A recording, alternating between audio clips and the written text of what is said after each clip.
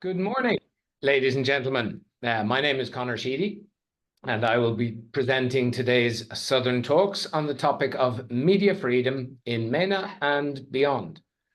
On behalf of General 𝐌𝐞𝐿𝐢𝐻 and all of the staff here at the NATO Strategic Direction South Hub, or more simply, the Hub, I would like to extend a very warm welcome to you all, and thank you for joining us today. Today is the 10th of our Hub's Southern Talks. We are streaming live on YouTube, and you can see us on our YouTube channel at NSD-S Hub. And so to today's event, we are honored and delighted to have Professor Peter Greste with us today. Good morning, Peter, or good evening to you in Australia. Good evening, Con. It's great to be with you. Thank you, thank you. Professor Greste is an award-winning correspondent who spent 25 years working with the BBC and Al Jazeera in some of the world's most volatile places. Professor Greste, I think it's probably best for you to tell us a little bit more about yourself, your long and illustrious career, some highlights, some lowlights, everything interesting, and then we'll move on to today's topic. Great. Thank you very much, Conor. Yeah, look, I guess, as you mentioned, I've had a long career as a journalist, almost more than 30 years as a journalist, in fact, but about 25 of those were as a foreign correspondent, as you said. I left Australia in 1991 and started working freelance out of London, found myself covering the war in Yugoslavia, and then I became the BBC's correspondent based in Kabul in 1995. I then went back to Yugoslavia, and then went on to cover Latin America for about 5 years, and the Middle East and mostly Africa, sub-Saharan Africa, for the rest of my career as a foreign correspondent.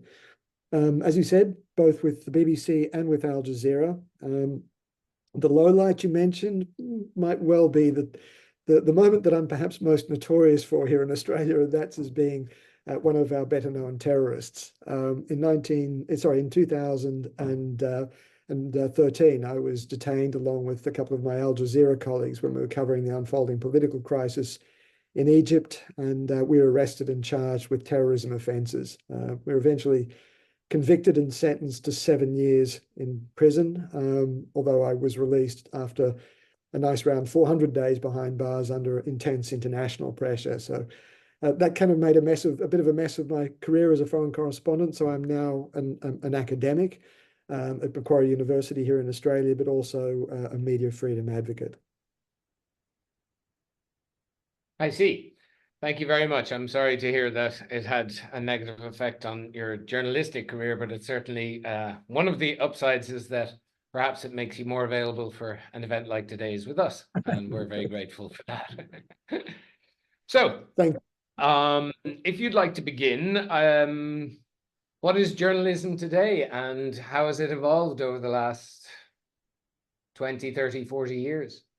Okay, well, look, Conor, thank you very much. And I'm going to share my screen because no good professor ever gives a presentation without a PowerPoint. So I will share this with you, and I'll walk you through the way in which I believe that journalism has been affected by the war on terror, and the way that 9/11 in so many ways changed things. It changed our democratic values, it changed our political discourse, and it also changed the way that governments have approached journalism, and why I think in a lot of ways this is highly problematic.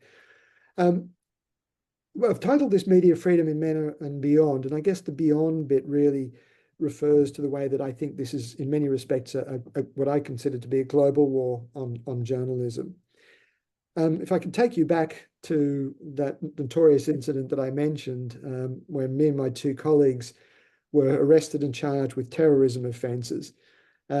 We were doing what most journalists, in fact, were doing in Egypt, and that was reporting on the unfolding political crisis in 2013 or late 2013, when the Muslim Brotherhood government had been ousted in a coup some months earlier, but in the middle of that year. An interim administration had been installed, And there was an unfolding political crisis while the new administration organized fresh elections. There were a lot of street protests between supporters of the old regime, the old government, the Muslim Brotherhood, and supporters of the new administration, the interim administration, which had started accusing the Brotherhood and its supporters of being involved in acts of terror. And so by speaking to the Brotherhood, which in my view was a perfectly legitimate journalistic enterprise, we became, as far as the government was concerned, we became guilty of advocating terrorist ideology. We were also accused of aiding and abetting a terrorist organization, of being members of a terrorist organization, of broadcasting false news with intent to undermine national security, and financing terrorism. They were very, very serious charges indeed. And of course, they were utterly baseless, but they fitted the broader narrative that the government had around terrorism and that the national security rhetoric, which is why I think we found ourselves in prison. We were accused of those crimes of terrorism, but I don't really think it had much to do with it. I think it was more about sending a message to journalists, whether they were local or foreign, right across Egypt, that you will not speak to the opposition, you won't speak to the Brotherhood. They came after us because we were politically convenient, because we were working for Al Jazeera. But ultimately, I really think that this was about sending a message to journalists. I want to talk about the kind of trends that we've seen around journalists and the attacks on journalists. And the reason I'm looking at this particular, or this graph and the next one, I think will become very clear. Because I think what happened to us was a part of this overall narrative around the attacks on journalists. And I've brought up this graph, which is the statistics of the number of journalists and media workers that have been killed since the Committee to Protect Journalists started keeping records. And what I want to draw your attention to is the overall shape of the graph. And you'll see that hump in the early 90s when there was a surge of journalist killings. And that was largely due to the wars in Yugoslavia, the civil wars in Yugoslavia, in Rwanda, and in Somalia. And the journalists that died in those conflicts were largely local journalists that were caught up in the ethnic disputes. They were killed more because of their ethnicity rather than because of their journalism. And then we saw the numbers tail off through the late 90s. And then slowly they started to surge again after 2003. 2003, 2005, 2004, 5, 6, and then we saw that high point in 2007. And they dipped towards the late teens, 19, 20, 21, and then started to surge again in 22 and 23. And those surges, the more recent surge is due to the wars that we've seen first in Ukraine, the Russian invasion of Ukraine, and of course in Gaza. I think the next graph tells us also a little bit more about why we've seen that shape, what it is that's driving the attacks on journalism. This is the graph of journalists imprisoned, and you'll see a similar shape, that surge in the early 90s, then the dip through the late 90s, and then the numbers start to rise again from the early 2000s. Of course, the key turning point in that sort of historical sweep, if you like, is 9/11, 2001. And the reasons, again, I think will become clear in a moment, what it is that's driving that rise, that steady increase in the number of journalists. The thing that I really want to draw your attention to are the record numbers in 2022 and 2023. Just a brief note, the CPJ records these numbers on December 1st of every year. That's like a snapshot, because of course journalists are being imprisoned and released throughout the year. And so what they've done is decided to take a snapshot at the same time every year, so they've got a statistically stable way of making the comparison year on year. This is a map that shows where journalists have been imprisoned around the world, and this is as of December 1st, 2023. And you'll see that the vast bulk of them are concentrated across Asia, but more specifically in the Middle East and across Africa, so the area that you guys are particularly interested in. So why is this taking place? Well, there's one other graph that I think is really helpful to us. Damn it, sorry. And I've managed to lose it. I'm not quite sure what's happened to it, but let me tell you that the statistic is very clear. Between 2/3 and 3/4 of the journalists who've been imprisoned are there on what the CPJ broadly calls anti-state charges. And that's things like treason, sedition, terrorism, and crimes of national security. That is a remarkably high figure. And I think it speaks to the fact that governments broadly have started to understand journalism as a threat to the state in some form, which is really, frankly, when you think about it, contrary to our general understanding, our broad understanding of the role that journalism plays in a democracy. So what is it that's done it? Well, I think it was this incident, the war on terror, and let me explain why. You might recall that George W. Bush really framed 9/11 as a war on terror. His response, in fact, was the war on terror. This was the world's most egregious terrorism incident in history, and that it demanded a response, and the way that he tackled that response was as the war on terror. This wasn't, at the time, anything particularly controversial. I remember very well how dramatic it was, and I'm sure most of our audience will probably also recall the significance of that moment and how it was very difficult to really push back or see anything particularly controversial in what George W. Bush said. But there's one thing I really want to draw your attention to, and again, I think it'll become clear why this is an issue as we go through. He held a special joint session of Congress, and he said, in this war on terror, either you are with us or you are with the terrorists. Now, again, it would have been hard to criticize Bush for that remark at the time, but I remember being concerned myself as a journalist, because what that line did was create a binary choice. It made it for journalists, when you're supposed to be crossing the lines, when you're supposed to be interrogating all of the parties to a particular conflict or crisis, to understand where everybody sits, you are crossing this binary line. Quite a number of news organizations tried to understand what drove Al-Qaeda, tried to interrogate Al-Qaeda's motives. And Al Jazeera did the one thing that got the one interview that I'd wager most news organizations, most journalists would have given their right arm for. And that was they managed to get an interview with Osama bin Laden. But George W. Bush accused, and a lot of his supporters accused Al Jazeera of broadcasting terrorist ideology, of giving terrorism a platform. And soon after, the Al Jazeera bureau in Kabul was bombed by the United States.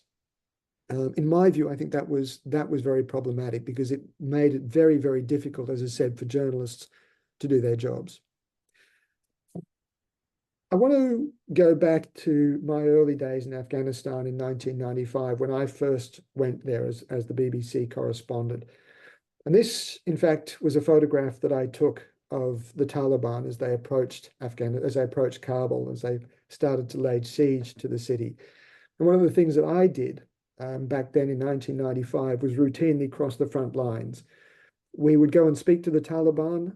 They didn't necessarily like our ideology or our theology. They didn't necessarily understand it, but they accepted that we were legitimate players on the battlefield. And we would often speak to them about their philosophy, and their theology. It was part of our responsibility as journalists. But if we fast forward to 2001, 𝐌𝐞𝐿𝐼 was a fine journalist, a wonderful lady who I met in 1995, and who was also reporting on the Taliban. But in 2001, she and a group of journalists were on a convoy traveling from Pakistan through Jalalabad up to Kabul. Their convoy was intercepted by the Taliban. This was after 9/11, during the war against the Taliban. And their convoy was intercepted, and all the journalists were taken from the vehicles, and they were murdered. And the Taliban that were responsible for their murders were caught, and they were placed on trial. And during their trial, they acknowledged being responsible, but they also said they were acting on orders from their superiors to explicitly come after journalists. The key is this: that what George W. Bush was change the narrative from a war, the traditional wars that predated 9/11, that were over tangible things, to a war over ideas, over isms. The war on terror was a war on an abstract noun. It was a war on an idea. And in the war of ideas, the space where ideas are transmitted becomes, by definition, a part of the battlefield.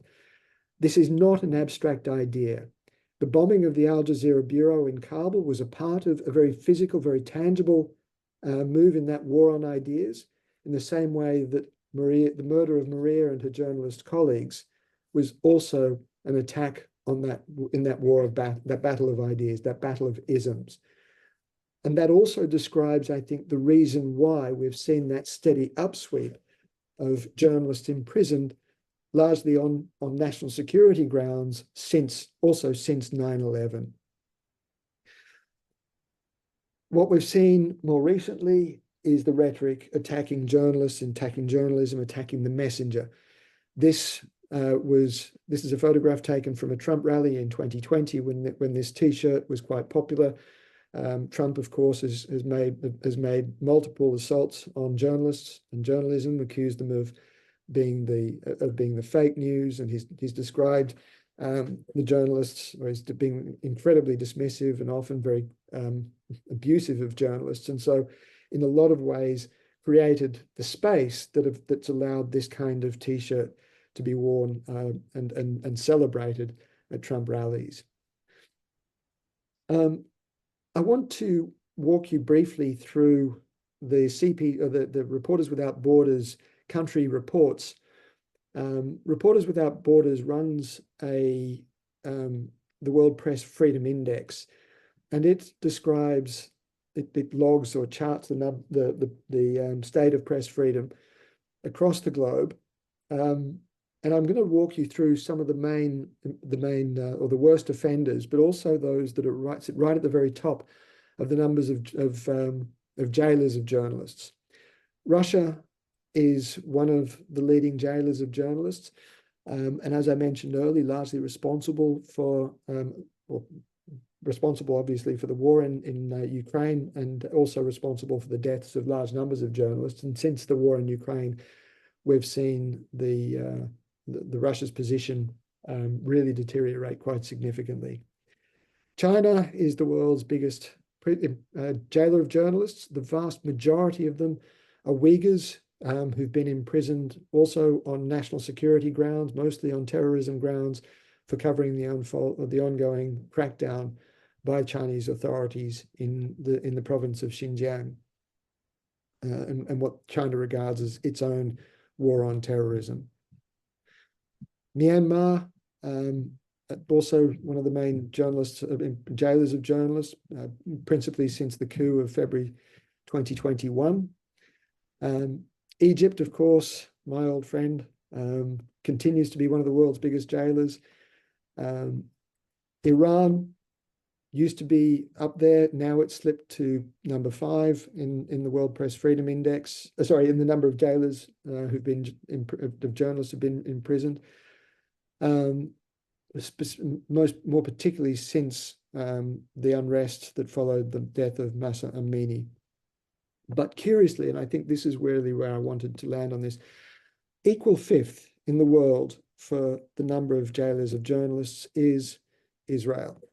And this has been particularly high since the war in Gaza. Most of the journalists, in fact, all of the journalists who've been imprisoned are Palestinians who've been in the West Bank, and they've been detained under military law in highly opaque circumstances. Israel, of course, has accused them of being involved with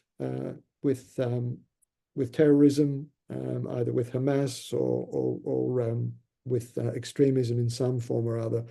The CPJ and other press freedom organizations have vigorously challenged that description of most of the journalists, and argued that, in fact, this really is a crackdown by Israel on independent coverage of the situation in the West Bank. And of course, in Gaza, we've seen extraordinary numbers of journalists who've been killed. again, a large number of news organizations have accused Israel of targeting journalism, specifically in targeting Palestinian journalists for their coverage of the reporting in an attempt to silence coverage of the consequences of their journalism. And I'm very happy to have a discussion around that if anybody's interested. Where is this leading us? Well, I'd like you to consider a concept called the grey zone. The grey zone is an idea that was coined some years ago by an organization that was referring to the space that we need for a democratic, pluralist society. It was talking about the space that is essential, that exists between political and ideological black and white extremes, if you like. It's that space that we need for difference without violence, without open conflict. The grey zone is essential for our ability to have open discussions in a pluralist society. It's essential. Journalists require it. It's a space, as I said, that allows pluralist democracies to thrive. We need it to be able to coexist with our neighbors of different faiths, different political views, different religious views, different ethnicities, and so on. The organization that coined the phrase was Al-Qaeda.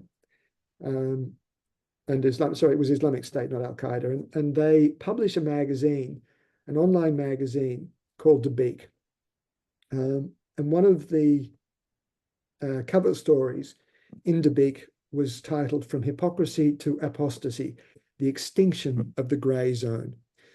In this story, Islamic State made it abundantly clear that their main purpose, their main political goal, was to eliminate the grey zone, to make it impossible for those pluralist societies to exist.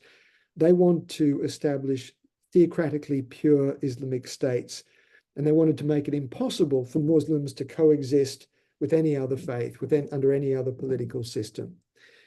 Curiously enough, they quoted one person quite prominently in that article, called "The Extinction of the Grey Zone," and the person that they quoted was George W. Bush, and it's this line here: "In this war on terror, you are either with us or you are with the terrorists."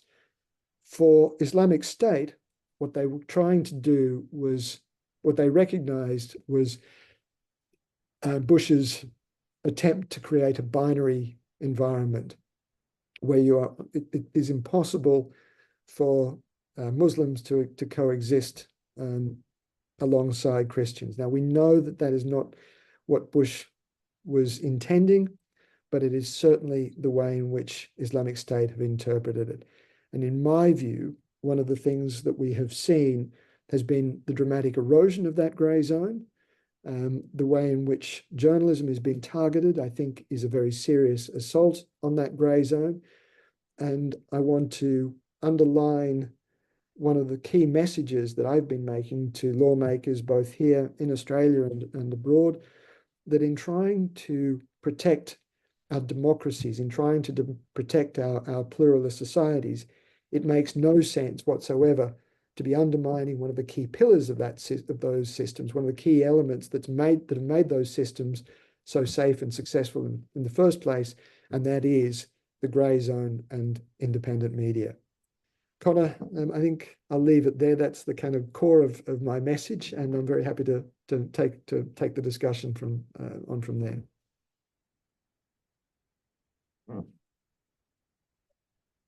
Connor, I can't quite hear you. I'm sorry.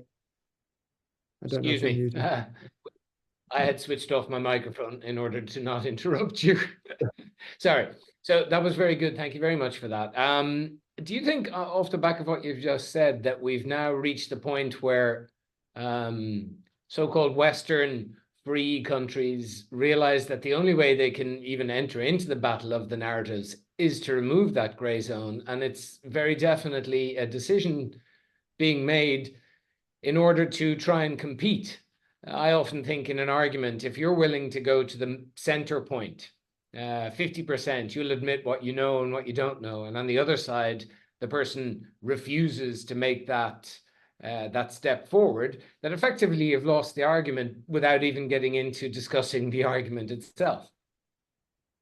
Look, I think there is an element of truth to that, but equally, I think that I don't think we can afford to lock ourselves into positions of extremes. I think if we're not prepared to defend the integrity of the grey zone, then we've lost the argument, and we're locked in a never-ending war. One of the things that bothers me about the war on terror is that it is essentially unwinnable. The war on terror is a war on an abstract noun. Terror means whatever anybody wants it to mean. Egypt defined terrorism so broadly that anything that assaulted or challenged the integrity of the state was regarded as an act of terrorism. If you disrupted a public servant from performing their duties, then that was considered to be an act of terrorism. It's very, very difficult to pin that down in a way that's meaningful. And terrorism, the war on terror itself, really can't ever be finished. You can't ever declare victory in that war on terror. And the reason I'm talking about that is that I think we need to move away from that kind of rhetoric. We need to defend the fundamental essentials of our democracy in a way that protects the democratic values. If we are abandoning that space, then we've lost the war. Then we've created the kind of trap that we've stepped into, the kind of trap that Al-Qaeda and then Islamic State and fanatics and extremists everywhere have set for us. We're accepting the battlefield, if you like, on their terms rather than ours, and I don't think that's something we should ever be prepared to countenance. Yeah, no, I agree with you, and I understand, but if it's not just the authoritarian and dictators and the regimes that we tend to criticize for being so far down the list of media freedom, if it's not just them, if it's also state legislation, security legislation, the minor abuse of power, I mean, it's impossible to defend yourself on a charge of inciting terror. I'm not quite sure what you mean about that, Connor. I mean, I don't think I'm very concerned about protecting media freedom, and I have to credit European states for being a lot more advanced on this than I think even Australia is. Most European states are higher on the World Press Freedom Index than Australia or the United States, because I think Europe is much more prepared to robustly protect that democratic space, but we certainly don't see it across the Middle East. We certainly don't see it across Africa. We're seeing in a lot of areas a dramatic erosion of that space. My point is that the rhetoric of security is, I think, hijacked and broadened to give governments, to legitimize government crackdown on otherwise perfectly legitimate journalism, perfectly legitimate public debate and public discourse. And that, I think, is something that we need to protect quite vociferously. I recognize the need to draw the line around language that is insightful. I recognize the need to protect genuinely sensitive national security information. But my point is that the war on terror is so loosely defined that governments have hijacked it, have weaponized the terminology around national security and terrorism to the point that they've used it to justify all sorts of, frankly, dangerously undemocratic attacks on the grey zone, and I think that's a real problem. Right, and leading on from that, then earlier this year, the European Media Freedom Act was finalized, and I'm sure you know a lot more about this than I do, but as you said, Europe does seem to be making efforts in order to protect journalism. In that, the protection of independence and pluralism is one of the main objectives, also to introduce safeguards against political interference, exactly what we've been discussing, especially in editorial decisions. And then to prevent, for example, surveillance of journalists. And I presume that's moving into the field of not just whether or not there is adequate freedom of the media to print what it is, what it wants to print, but also the actual safety of the journalists themselves in circumstances which are not necessarily war orientated. We're not talking about for example, the story in Afghanistan that you mentioned before, but journalists just not having the freedom to move around because they're being surveilled all of the time. What do you think the chances of legislation? There's also a new effort with the African Union and UNESCO in Africa to develop a formal protection for journalism. What do you think the chances are that legislation like these examples can actually benefit and bring us back to an area where the gray zone and freedom of speech and journalism it can improve again? I think legislation is vitally important, is a really important starting point for this. It's not it can never be the end point. Legislation, an interpretation of legislation, interpretation of legislation can often be quite fluid, but you can't make kind of progress. You can't make progress unless you're able to, unless it's written into the law in the first place. I mean, the interpretation of legislation can be real problematic. Egypt has some of the most robust protections for press freedom it's written into its constitution. But of course, the foreign minister Shukri, in our case, was asked about the persecution of journalists, the imprisonment of journalists, and he looked quite incredulous when he was asked that question. He said, "Look, journalists, we don't have journalists in prison. We've only got terrorists." And so we need to be careful, but about seeing legislation as the final point in this struggle. But you can't really make those steps forward unless you have the legislation there in the first place. And I do want to commend the European Union for its press freedom legislation as well. I do think it's not perfect, but I think it is important symbolically, politically, but also legally. And I do hope that it's going to become a model for the way that these things are run. I agree. It's one of the oldest philosophical dilemmas about law, isn't it? Are laws drawn up to respect and reflect what people already believe and have accepted as what is correct? Or are laws drawn up in order to force us to do things which are better for us, decided by other people? Connor, I just want to give you a really interesting example. Here in Australia a few years ago, the ABC published a story that contained allegations of war crimes by Australian special forces in Afghanistan. And the story relied on leaked classified field reports from the SAS, Special Air Service, in Afghanistan. Sometime after the ABC published the story, the ABC was raided by the Australian Federal Police, the Australian equivalent of the FBI. And the police were looking for evidence of the source of that story. Now, to be clear, the journalists did not publish anything. It's been widely acknowledged that journalists didn't publish anything that would genuinely harm national security. They didn't publish any sensitive information about the SAS's operations, its methods, its tactics, its equipment, nothing like that.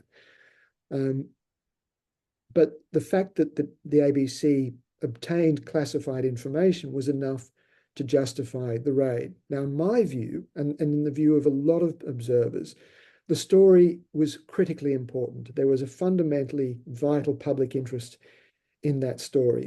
It was important that the allegations of war crimes that have since been validated by a number of inquiries and a court case. It was vitally important that information be in the public domain. The reporting triggered some vital reforms and reviews which are still underway to reform the culture of the SAS. And yet what we saw was the journalist being targeted, and the whistleblower, the source, is now in prison, now serving a prison sentence for exposing that information. That is the kind of assault that I'm very, very concerned about.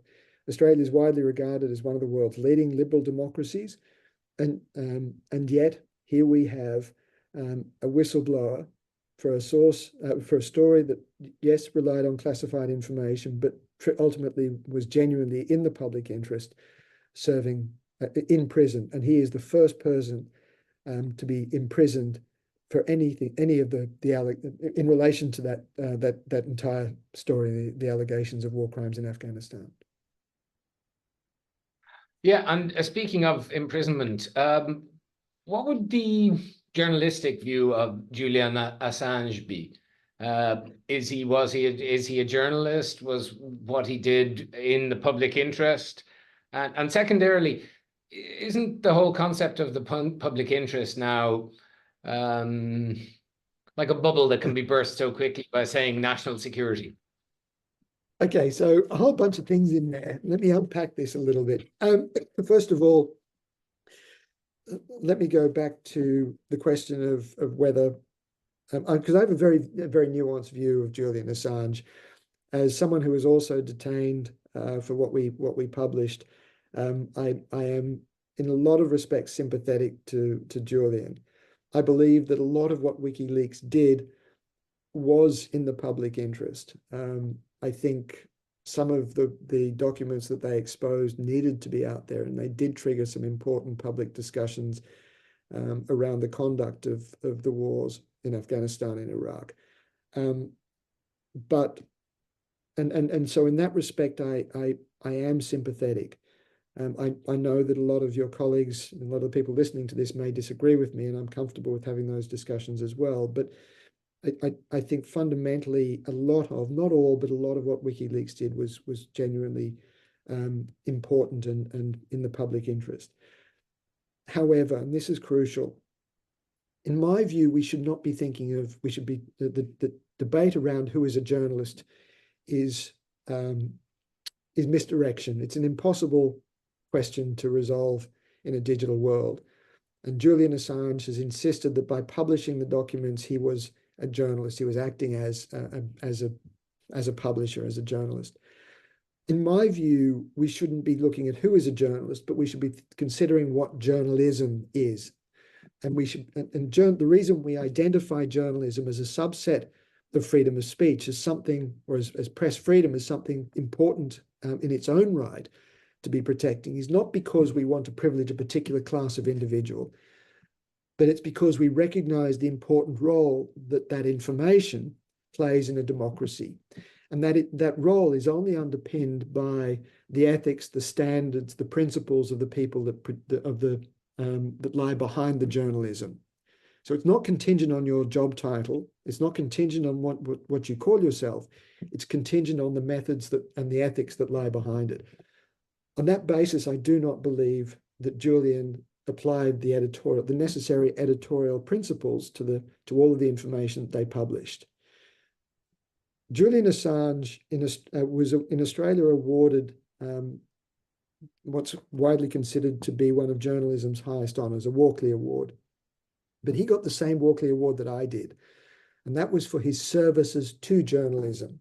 I got my 𝐷𝐷𝐿𝐼 Award for the campaign that we ran in defence of press freedom in Egypt. Not for our journalism per se, but for the campaign in defence of press freedom. Julian got his 𝐷𝐷𝐿𝐼 Award for the importance of the information that WikiLeaks gave to journalism, right? Not for the journalism itself, but for the role or the importance of that information to journalism. And so I think that it's really important that we make that distinction. I don't believe that what Julian did makes that professional standard. And so that's why I don't think we can defend what he did on press freedom grounds, while I am sympathetic to what he did in terms of, or the importance of exposing the information that he exposed. Okay, thank you. Now, I wonder if we might slightly change tack, moving more towards the effect of poor media freedom and how it can be misused or how it, excuse me, can lead to the ease for malign actors, for people to, not even just malign actors, but people to push forward a very single, monotone dialogue, which only suits their purpose and effectively negates anybody or anything that disagrees with them. Now, obviously, because we're trying to focus on North Africa and the Middle East, one would think that that would be where, with less press freedom in that part of the world, that would be where this problem is the greatest. But we all know that similar tactics are being employed by, as you mentioned earlier, by Trump. How would you see that situation for the moment? How misinformation and disinformation is being facilitated by the lack of active journalism and freedom of journalistic approaches?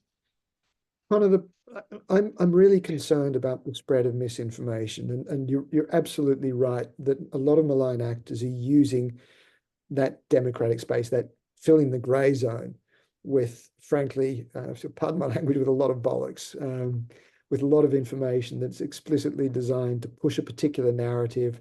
A lot of it is misinformation, information that is slightly wrong, that sort of sticks a thumb on the scales in favor of a particular group.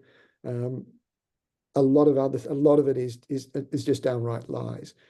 It's very, very difficult to counter that. It's being generated through artificial intelligence. We're seeing more and more content being produced and flooded, the internet flooded, and social media accounts flooded with artificial intelligence, with content that's produced by AI with a particular political purpose in mind. And Russia, of course, is one of the leading protagonists in this.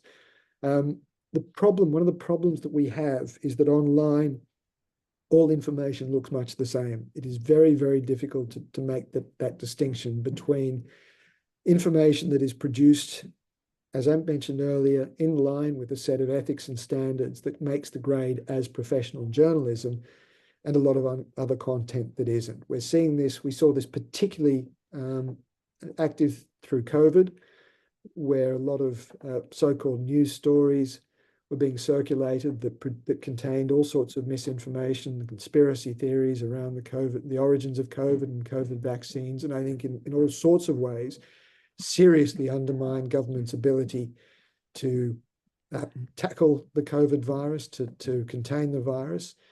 And of course, we're seeing similar strategies being employed in the war in Ukraine,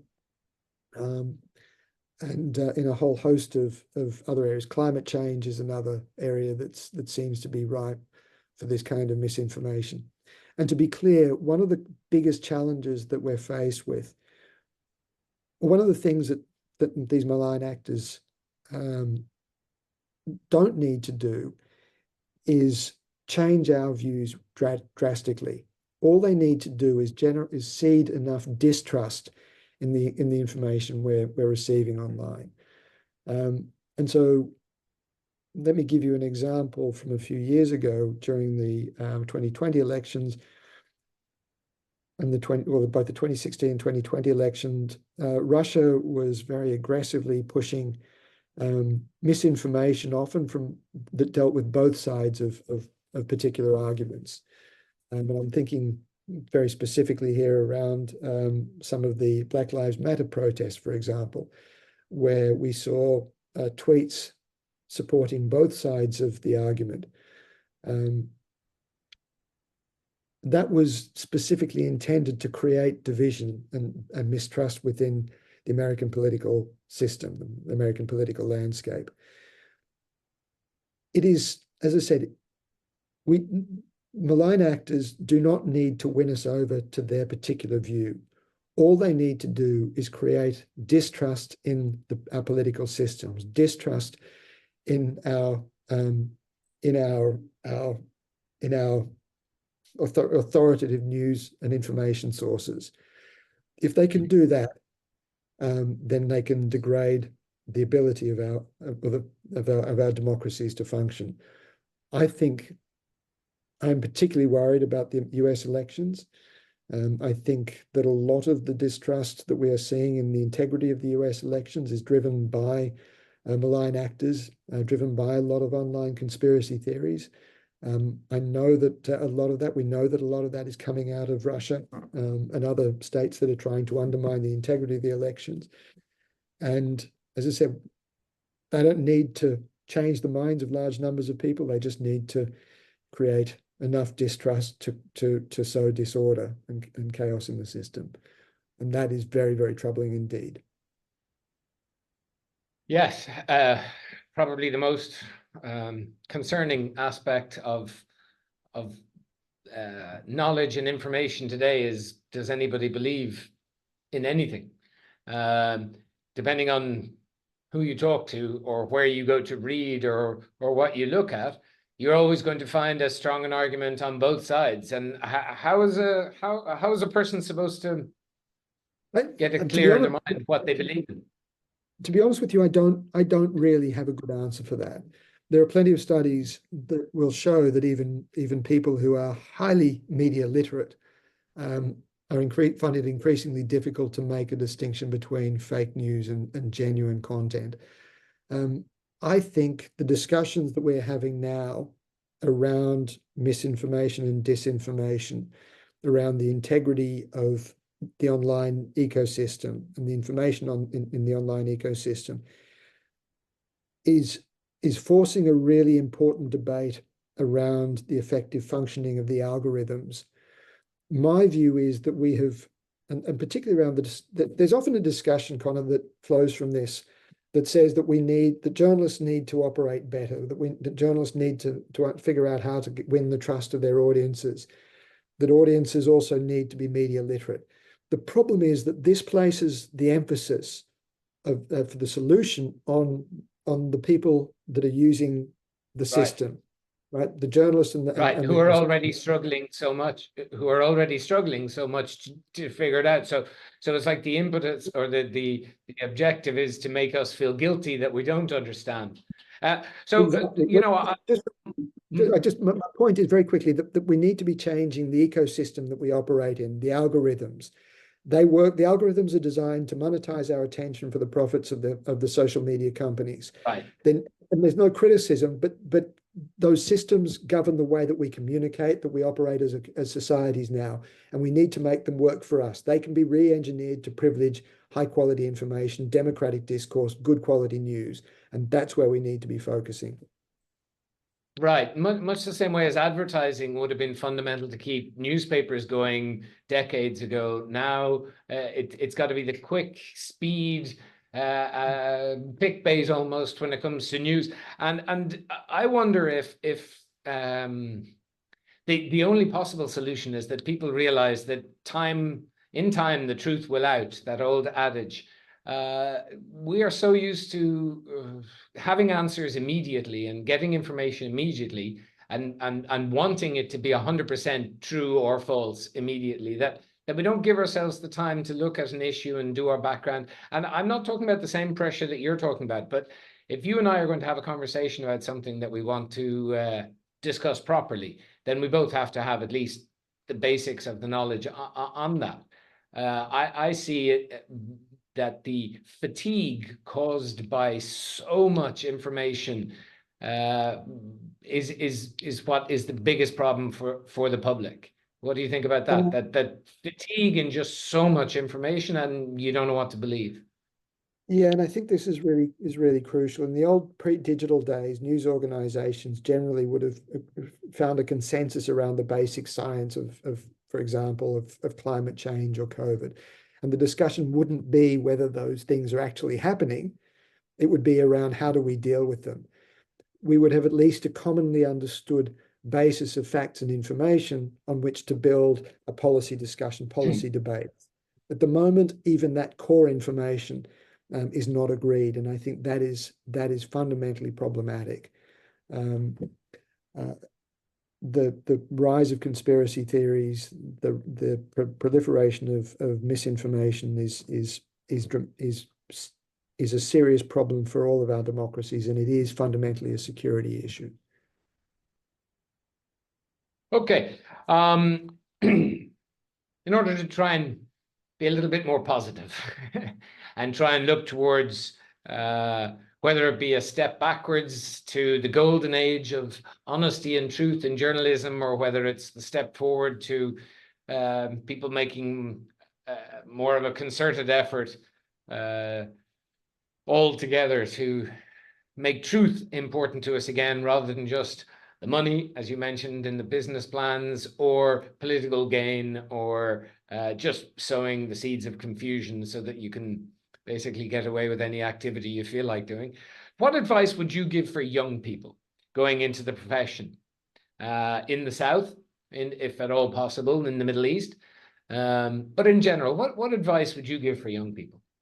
Look, I think there is absolutely a future for journalism. It is absolutely vital. I mean, ever since cavemen started describing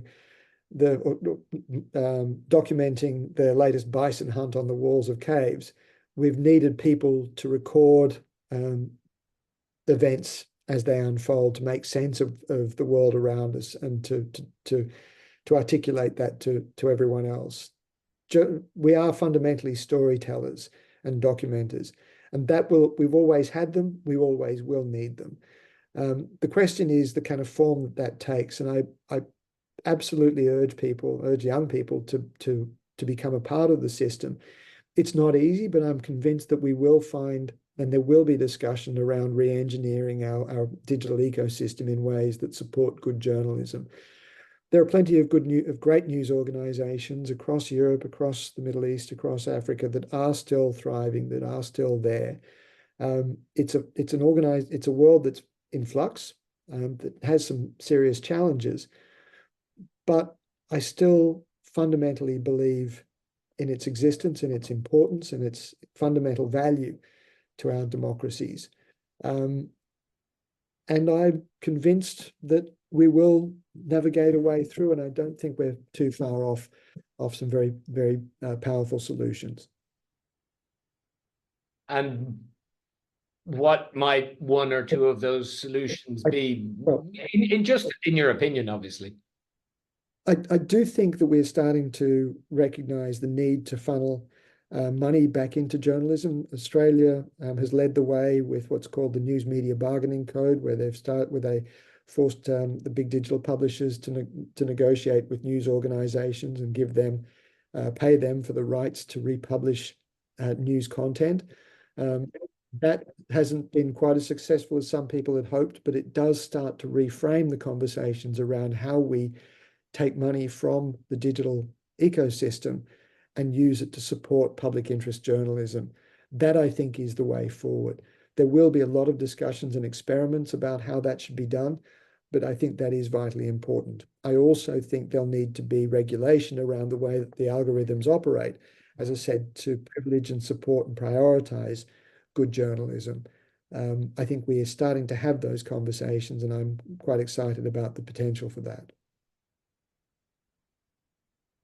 Peter, if it's all right with you, I think we should wrap it up there. We're coming to the end of our hour.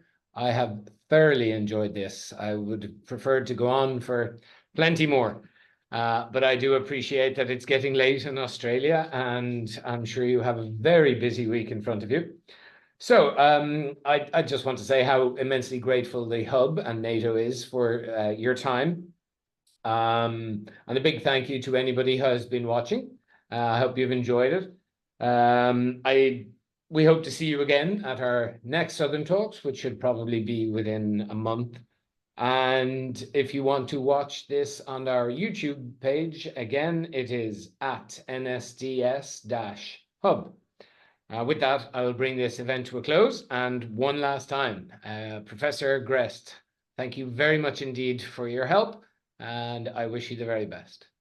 It's been a real privilege, and thanks for having me, Connor.